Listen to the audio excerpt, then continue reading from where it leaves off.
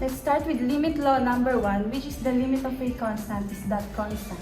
This says that whatever the given constant is, the limit will just going to be the constant itself. For the first example, the limit of 10 as x approaches 5 is also equals to 10.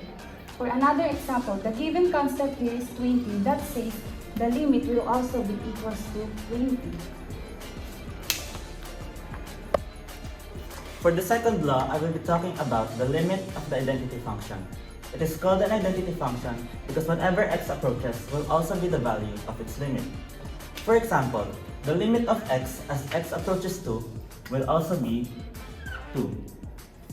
In another example, where the limit of x as x approaches 400 will also be 400.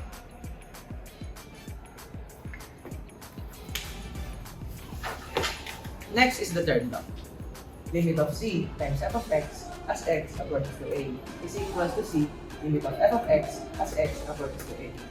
For example, limit of 7x as x approaches to 7 is equal to 7 limit of x as x approaches to 7. So, we will substitute the x to 7. So, 7 times 7 is equals to 49. Here's another example. Limit of 10x as x approaches to 4 is equals to 10 limit of x as x approaches to 4. Again, we will repeat the same process. So, 10 times 4 is equal to 40. That's for the third law. Now, let's move on to the law number 4. So the law number 4 is the law of addition or sum law. This law states that the limit of the sum is equal to the sum of the limits. To explain this better, here's an illustration of the law of addition. As you can see, the limit of f of x plus g of x as x approaches a is equal to the limit of f of x as x approaches a plus the limit of g of x as x approaches a. So now, let us find the limit of x plus 5 as x approaches 2. So first, we will distribute the limit to the value x plus 5. So it will be the limit of x as x approaches 2 plus the limit of 5 as x approaches 2. Second, we will use the value 2 to substitute for x.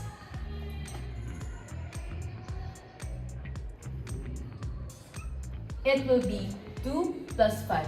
After that, simplify this. And it will be 7. So our final answer is 7. And that's it for the law number 4.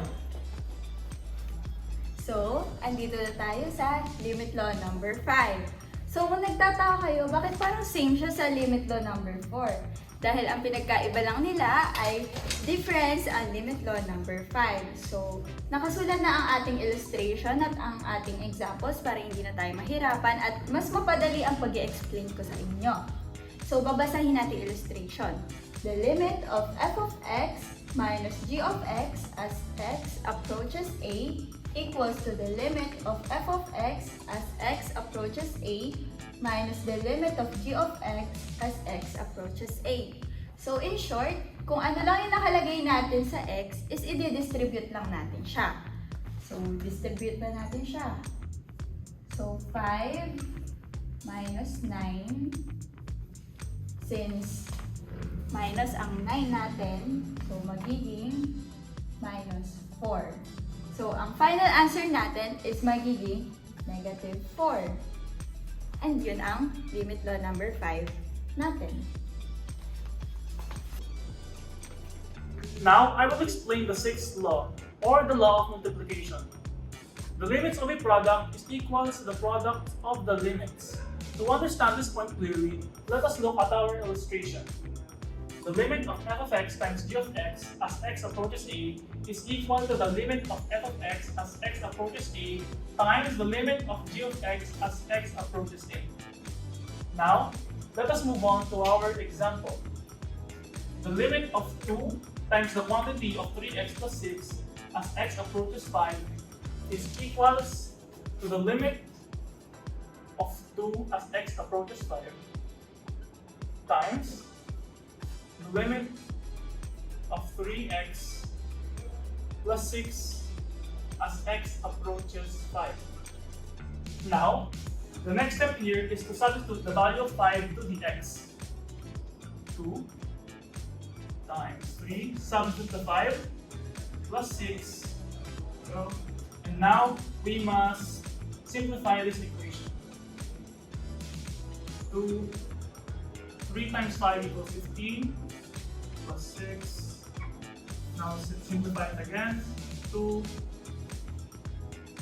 15 plus 5 plus 6 equals 21. And then simplify for the last time for the final answer of 42. That is all for the sixth law. Thank you, Erwin. And I will explain how the law 7 works.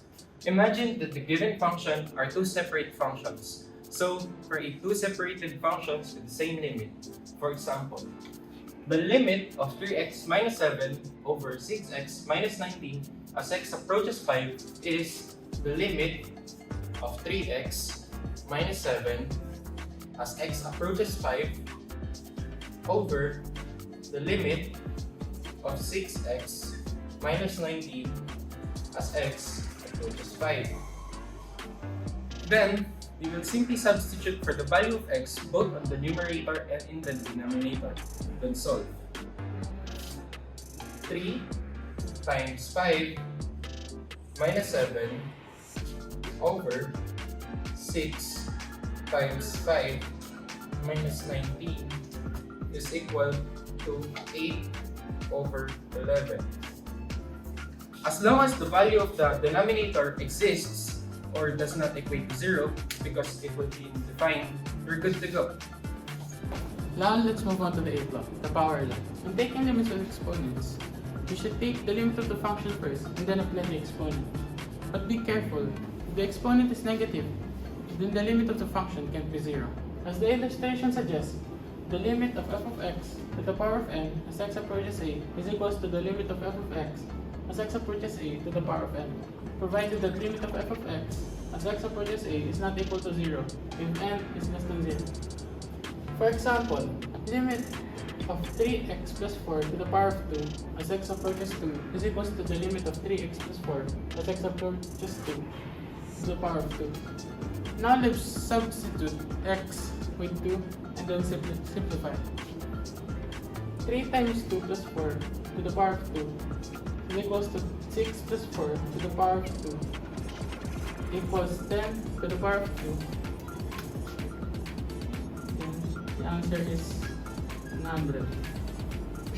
And that's it for the power law. On to the 9th law, where the limit of the nth root of f of x as x approaches a is equal to the nth root of the limit of f of x as x approaches a. For example, here we have the square root of the x of x squared plus 9 as x approaches 4 is equal to the square root of the limit of x squared as x approaches 4 plus the limit of 9 as x approaches 4. So, for us to solve this, we should get the limit first. And by getting that, we should substitute the value of x. So this would be 4 squared plus 9. And now we have 16 plus 9. Square root of 25 is equal to 5. And that's how you do the law number 9, which is the radical root theorem. The last and the most important law that you can apply to every limit law that is a polynomial function, limit law number 10. If the function is a polynomial and c is a real number, then you will just simply substitute the value of c to the value of x. For example, limit of 3x squared plus 4x plus 2 as x approaches to 2. You will just simply substitute the number 2 to the value of x. Like this. F of 2 is equals to 3 times 2 squared plus 4 times 2 plus 2 is equals to 12 plus 8 plus 2 And the final answer will be 22. And that's all for the limit law.